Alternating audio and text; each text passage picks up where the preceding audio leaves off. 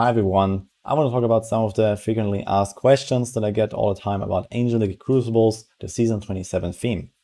So, number one is, where do you find them? The answer is everywhere after level 70.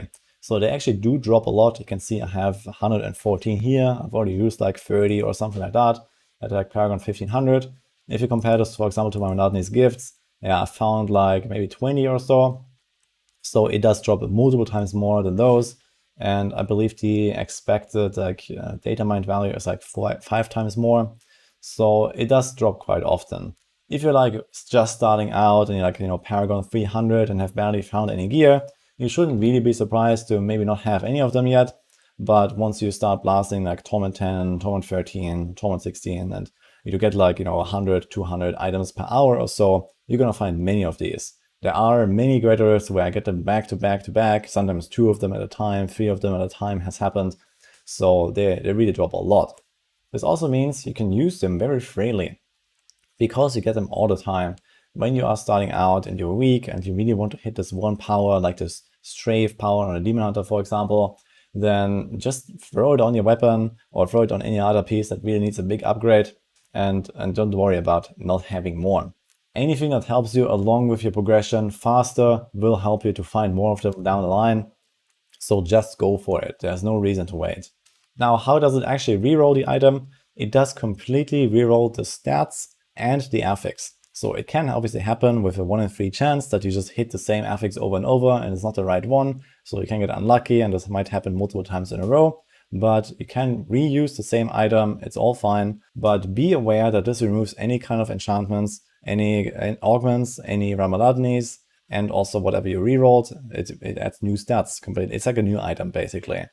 So most of the time it might be a good idea to actually have like a backup item that you try to improve. So in my case, I have this area damage card ace here, and when I'm doing, for example, GR 150s with my team, you don't want to have area damage. So I'm just putting a second card ace in my stash, and at some point I can roll it to try to get another one that doesn't have area damage. If you have way too many of these crucibles at some point, you can also use them on puzzle rings, which is very helpful to get a lot of gold and also especially normal gems, which you can use for augmenting.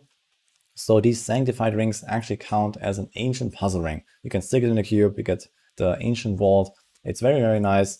Realistically, you want to try to get like your main important power for your build, at least for those builds where it matters, such as the Demon Hunter.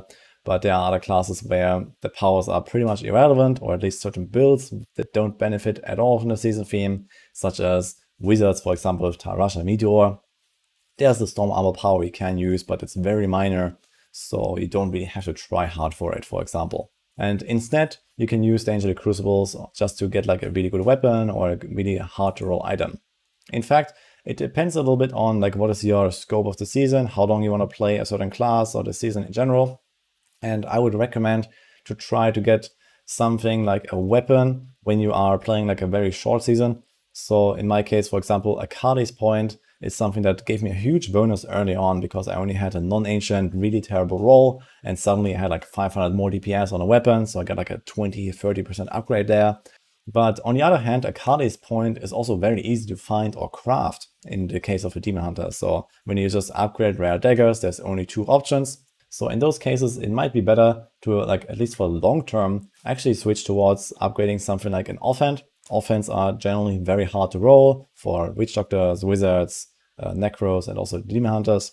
You have a lot of different stats, you have the different skill rolls, you have the crit that you need to roll, and some other stuff most of the time.